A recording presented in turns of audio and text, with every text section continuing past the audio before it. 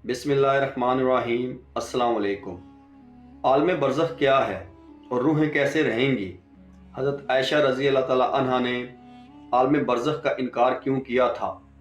नाज़रीन, आज की इस वीडियो में आप जान पाएंगे कि आलम बरज़ख क्या है और रूहें आलम बरज़ख में कैसे रहती हैं। बल्कि आलम बरज़ख के हवाले से एक यहूदी औरत का वाक़या भी आपके साथ शेयर करेंगे कि जब एक यहूदिया ने सैयदा आयशा सिद्दीक़ा रज़ी अल्लाह ताला अन्हा को आलम बरज़ख के बारे में ख़बर दी तो आयशा रज़ी अल्लाह ताला अन्हा ने आलम बरज़ख का इनकार क्यों किया था।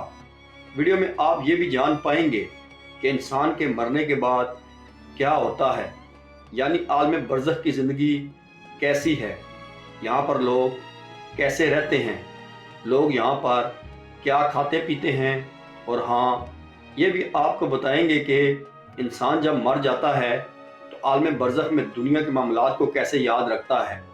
नाज़रीन, आलम बरज़ख से मुतालिक रवायत में यूँ बयान हुआ है कि आलम कहते हैं जहान को, और हमारे ये चार जहान हैं: आलम अरवा, आलम दुनिया, आलम बरज़ख और आलम आखरत।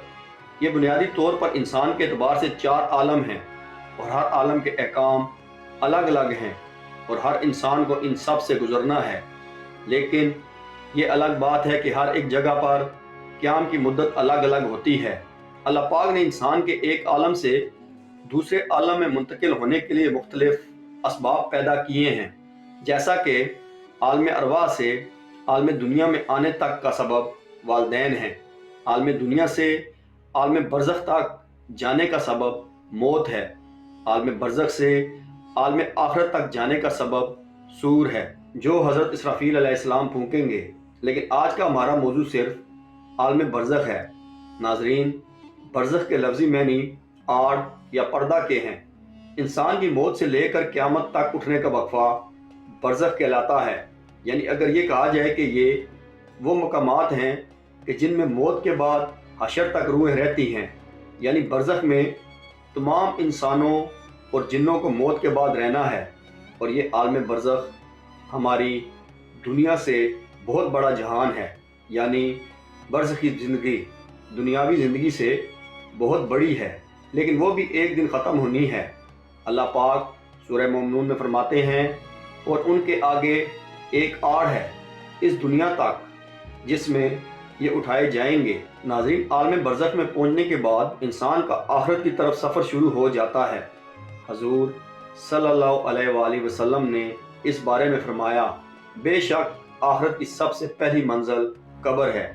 अगर कब्र वाले ने इससे निजात हासिल कर ली तो बाद का मामला भी आसान होगा, और अगर उससे निजात ना पा सका तो बाद का मामला ज़्यादा सख्त है। बल्कि सैयदा आयशा सिद्दीक़ा रज़ी अल्लाह ताला अन्हा को जब यहूदिया ने अज़ाब कब्र के मुतालिक ख़बर दी और उनसे कहा अल्लाह तुझे कब्र के अज़ाब से बचाए, तो हज़रत आयशा रज़ी अल्लाह ताला अन्हा ने मुसलमानों के लिए अज़ाब कब्र का इनकार किया। लेकिन जब नबी अकरम सल्लल्लाहु अलैहि वसल्लम ने हज़रत आयशा सिद्दीक़ा रज़ी अल्लाह ताला अन्हा को बताया कि कब्र का अज़ाब अहले इस्लाम के लिए भी मुमकिन है और गुनाहों की वजह से उन्हें भी अज़ाब होगा, तो सैयदा आयशा सिद्दीक़ा रज़ी अल्लाह ताला अन्हा ने नबी अकरम सल्लल्लाहु अलैहि वसल्लम के फरमान को तस्लीम कर लिया। यह वाक़या अहादीस की बहुत सी कुतुब में मुफस्सिल और मुख्तसर बयान हुआ है, जिसकी तफसील कुछ इस तरह है कि उम्मुल मोमिनीन सैयदा आयशा सिद्दीक़ा रज़ी अल्लाह ताला अन्हा को पहली मरतबा एक यहूदी औरत ने अज़ाब कब्र के मुतालिक बताया, लेकिन उन्होंने उसकी तस्दीक ना की। नबी करीम सल्लल्लाहु अलैहि वसल्लम ने भी यहूद को झूठा करार दिया। बाद में आप सल्लल्लाहु अलैहि वसल्लम पर वही भेजी गई और आप सल्लल्लाहु अलैहि वसल्लम को अज़ाब कब्र के बारे में बताया गया। उसी दिन सूरज को ग्रहण लग गया और आप सल्लल्लाहु अलैहि वसल्लम के बेटे सैयदना इब्राहीम अलैहिस्सलाम का इंतकाल भी हो गया। लिहाजा आप सल्लल्लाहु अलैहि वसल्लम ने उसी दिन सूरज ग्रहण की नमाज सलातुल कुसूफ पढ़ाई और फिर खुतबा दिया, और इस खुतबा में सहाबा किराम रिज़वानुल्लाह अजमईन को अज़ाब कब्र की तफसीलात से आगाह किया। फिर नबी सल्लल्लाहु अलैहि वसल्लम हर नमाज के बाद बराबर अज़ाब कब्र से पनाह मांगते और सहाबा किराम को भी इस सिलसिला की दुआ सिखाई। اور انہیں حکم دیا کہ وہ بھی ہر نماز کے آخر میں عذاب قبر سے پناہ مانگا کریں۔ بلکہ معراج کا واقعہ نبی صلی اللہ علیہ وسلم کی زندگی میں پیش آ چکا تھا، اور معراج میں آپ صلی اللہ علیہ وسلم کو نافرمان انسانوں کو عذاب دیے جانے کے کچھ مشاہدات بھی کرائے گئے تھے۔ نبی کریم صلی اللہ علیہ وسلم عذاب جہنم اور عذاب قبر دونوں سے پناہ مانگا کرتے تھے، اور اسی طرح آپ صلی اللہ علیہ وسلم نے واضح فرما دیا کہ عذاب جہنم اور عذاب قبر دونوں الگ الگ حقیقتیں ہیں۔ بلکہ حضور صلی اللہ علیہ وسلم نے فرمایا کہ جب انسان کا انتقال ہو جاتا ہے تو اس پر صبح و شام اس کا ٹھکانہ پیش کیا جاتا ہے۔ اگر وہ اہل جنت میں سے ہے تو جنت والوں کا مقام، اور اگر اہل جہنم میں سے ہے تو جہنم والوں کا مقام اس کو دکھایا جاتا ہے۔ پھر کہا جاتا ہے کہ یہ تیرا ٹھکانہ ہے، یہاں تک کہ اللہ تجھ کو قیامت کے دن اٹھائے گا۔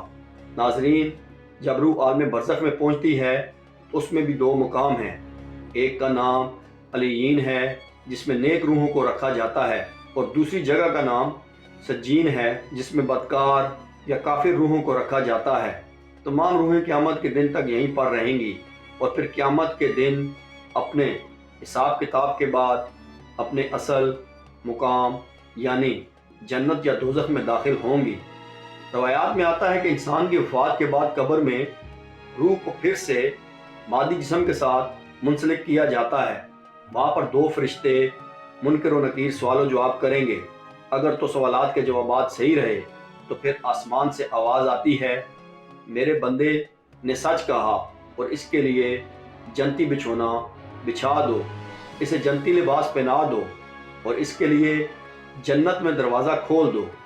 قبر میں ہی جنت کی طرف دروازہ کھول دیا جاتا ہے۔ وہاں اسے ہوا کے جھونکے اور خوشبو بھی آتی ہے، اور حد نظر اس کی قبر کو کشادہ کر دیا جاتا ہے۔ لیکن اگر سوالات کے جوابات صحیح نہ ہوئے تو پھر اس کے لیے قبر میں ہی جہنم کا بچھونا بچھا دیا جاتا ہے۔ جہنم کی گرمی اسے ہر وقت محسوس کروائی جاتی ہے، اور اس کی قبر اتنی تنگ ہو جاتی ہے کہ پسلیاں آپس میں دھنس جاتی ہیں۔ اس طرح اگر اعمال کے حساب سے نیک روح ہے تو خوبصورت نورانی فرشتے روح کو علیین میں چھوڑ دیتے ہیں، اور اگر اعمال برے ہوں تو دو خوفناک نکیلے دانتوں والے فرشتے برے انسان کی روح کو سجین میں ڈال دیتے ہیں۔ سجین کیونکہ بری اور بدکار روحوں کا ٹھکانہ ہے، اس لیے وہاں پہنچ کر بری روحوں پر عذاب آنا شروع ہو جاتا ہے، جبکہ علیین میں موجود روحوں پر کوئی پابندی عائد نہیں ہوتی، اور وہ باغ نما جگہ پر ایک دوسرے کے ساتھ موجود ہوتے ہیں۔ نیک روحیں علیین میں ایک دوسرے کے ساتھ رہتی ہیں اور ایک دوسرے کو پہچانتی بھی ہیں، جبکہ سجین بدکار قید و بند میں مبتلا عذاب کا مزہ چکھتے ہیں۔ علیین میں موجود روحیں ایک دوسرے کو دیکھ کر خوش ہوتی ہیں، ایک دوسرے سے باتیں کرتی ہیں، دنیا کے حالات کو یاد کرتی ہیں جو وقت انہوں نے دنیا میں گزارا، اور نئی آنے والی روحوں سے اپنے پیاروں کی خبر بھی لیتی ہیں کہ میرا فلاں رشتہ دار کس حال میں ہے۔ اگر نئی آنے والی روح یہ کہے کہ تمہارا فلاں رشتہ دار تو کب کا مر چکا ہے، مگر وہ یہاں علیین میں نہیں پہنچا، تو یہ نیک روح سمجھ جاتی ہے کہ اسے سجین بھیج دیا گیا ہوگا۔ نیک روحیں اپنے رشتہ داروں کا انتظار علیین میں ایسے ہی کرتی ہیں جیسے کوئی گھر سے دور اپنے گھر والوں سے ملنے کا انتظار کرتا ہے۔ اس کے علاوہ علیین میں نیک لوگوں کے علاوہ انبیاء کرام، شہداء اور صدیقین کی روحیں بھی ایک دوسرے کے ساتھ مل کر باتیں کرتی ہیں۔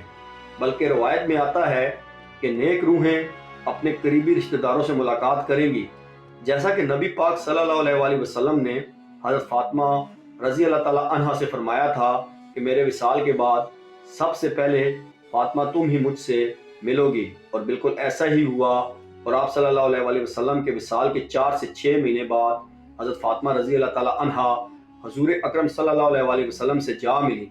ناظرین، یہ یاد رہے، عالم برزخ میں روح عالم محشر قائم ہونے تک رہیں گی، یعنی قیامت کے دن تک روحوں کا مقام عالم برزخ میں رہے گا، اور قیامت ہی وہ دن ہوگا جب روحوں کو جسموں میں منتقل کر کے اٹھایا جائے گا، پھر کے بعد جنت یا جہنم میں ڈال دیا جائے گا، اور پھر وہی مستقل ٹھکانہ ہوگا۔ بلکہ ناظرین، حضرت عثمان غنی رضی اللہ تعالیٰ عنہ جب کسی قبر کے پاس کھڑے ہوتے تو اس قدر روتے کہ داڑھی مبارک تر ہو جاتی تھی۔ سوال کیا گیا، آپ جنت اور دوزخ کا تذکرہ کر کے تو نہیں روتے اور قبر کو دیکھ کر اس قدر روتے ہیں؟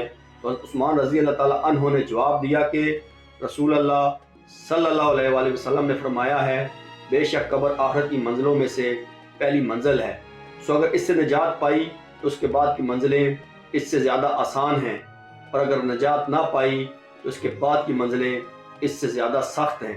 حضرت عثمان رضی اللہ تعالیٰ عنہ فرماتے ہیں کہ اللہ کے رسول صلی اللہ علیہ وآلہ وسلم نے ارشاد فرمایا میں نے کبھی کوئی منظر قبر کے عذاب سے زیادہ سخت نہیں دیکھا، بلکہ حضرت ابن عباس رضی اللہ تعالیٰ عنہ سے مروی ہے کہ حضور اکرم صلی اللہ علیہ وآلہ وسلم مدینہ یا مکہ کے کسی باغ سے گزرے، اتنے میں دو انسانوں کی آواز سنی جن کو قبر میں عذاب دیا جا رہا تھا۔ نبی کریم صلی اللہ علیہ وآلہ وسلم نے ارشاد فرمایا ان دونوں کو عذاب ہو رہا ہے اور کسی بڑے کام کی وجہ سے عذاب نہیں ہو رہا ہے، بلکہ ایسے معمولی باتوں پر جن سے بچ سکتے تھے۔ پھر آپ صلی اللہ علیہ وآلہ وسلم نے فرمایا ان دونوں میں سے ایک پیشاب کے چھینٹوں سے نہیں بچتا تھا اور دوسرا چغلی کرتا پھرتا تھا۔ پھر آپ صلی اللہ علیہ وآلہ وسلم نے ایک تر ٹہنی منگوائی، پھر اس کے دو ٹکڑے کیے، پھر ایک ایک ٹکڑا دونوں قبروں پر رکھ دیا۔ صحابہ نے عرض کیا یا رسول اللہ صلی اللہ علیہ وآلہ وسلم آپ نے ایسا کیوں کیا؟ آپ صلی اللہ علیہ وآلہ وسلم نے فرمایا شاید ان دونوں کا عذاب ان کے سوکھنے تک ہلکا کر دیا جائے۔